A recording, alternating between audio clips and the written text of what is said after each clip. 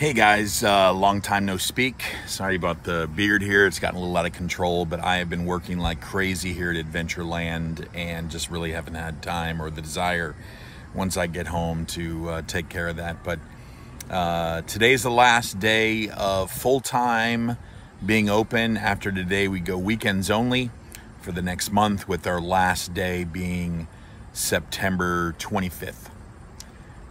So anyway, I thought I'd do a new video. This is my third season working at Adventureland in the last 4 years.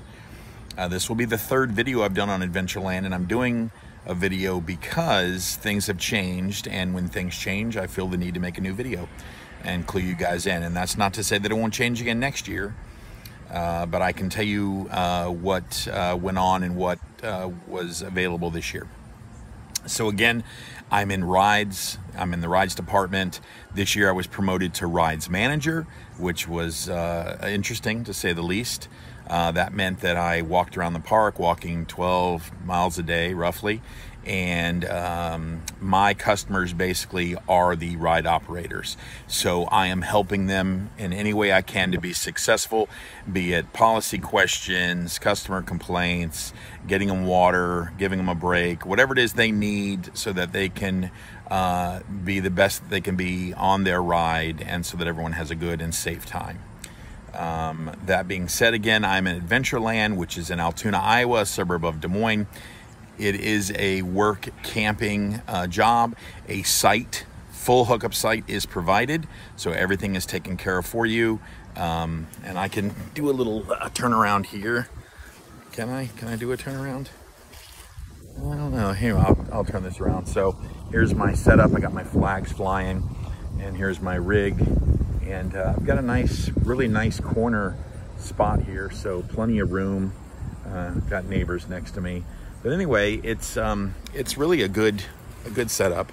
Des Moines is the capital of Iowa. Altoona is a suburb. There's lots of stuff here. This is a place that has big city amenities without the population and traffic of a big city.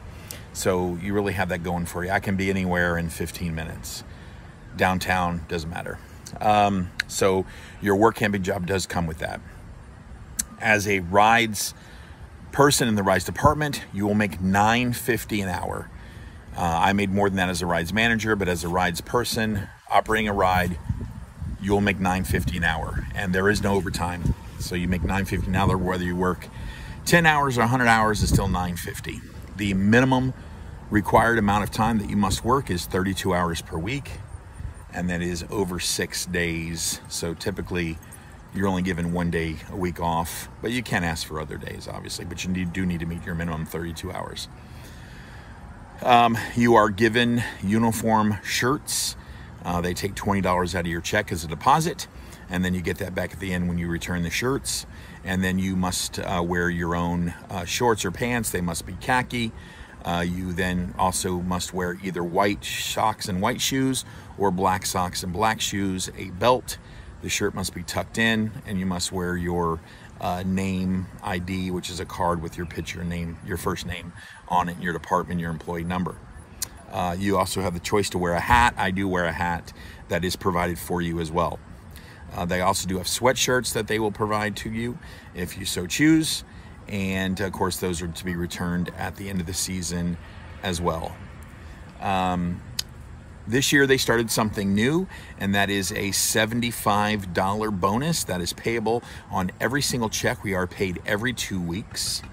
And the way to qualify for the $75 is you must work 75 hours in those 2 weeks. So 37.5 hours per week. So basically that's giving you another $1 an hour, bumping you from $9.50 to $10.50, which isn't really a bad deal.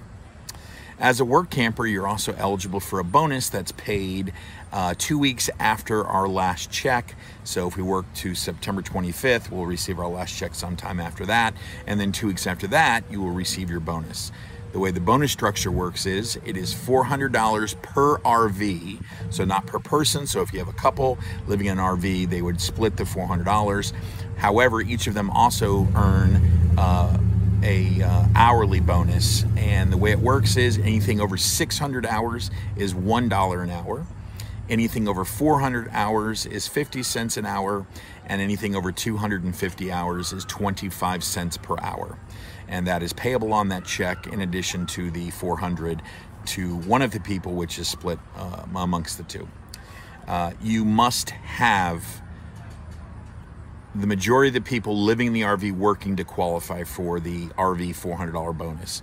So if 3 people were in the rig, 2 people would have to work at Adventureland in order to get the $400. They would still get the hourly, but they would not get the $400 if only one of the 3 people in the rig worked. So if you have a couple here and only one of the people of the couple is working at Adventureland, you do not qualify for the $400. You'd still get the hourly, but not the $400. So just to make that clear. There are several different apartments you can work in here. Again, I'm in rides. You can also work in foods.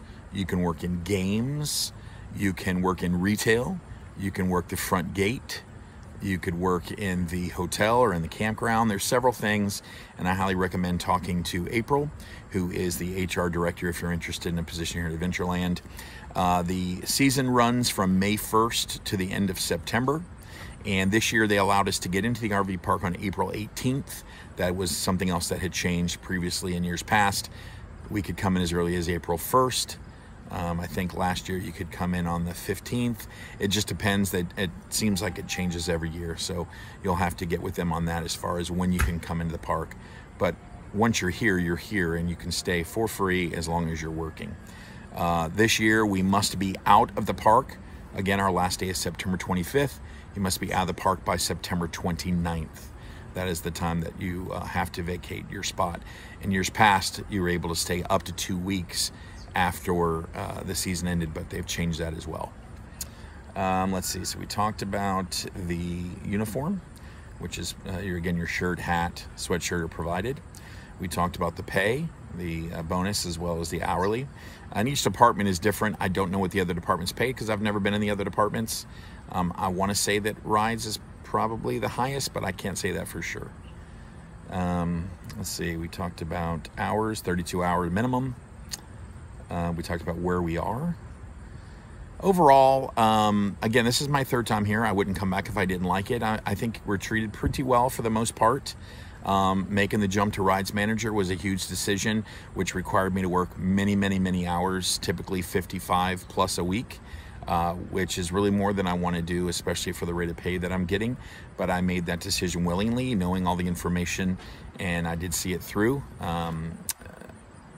Don't know that I would do it again, be honest. It's a lot for what we're being paid, and the nonsense that you have to deal with on the customer level is almost overwhelming. You're at a theme park, for God's sakes. You're here to have fun, and the stuff that people pick to complain about is beyond me. I think that's really about it that I can speak to on the work camping program.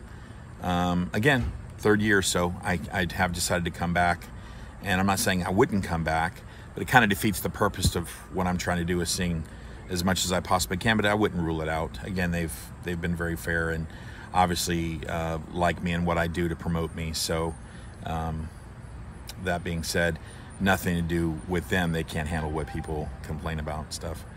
But it's been a good season, a long season, a lot of hours. I have no problem making the $75 bonus every single pay period because I'm doing 100 plus hours every 2 weeks. So definitely not a problem.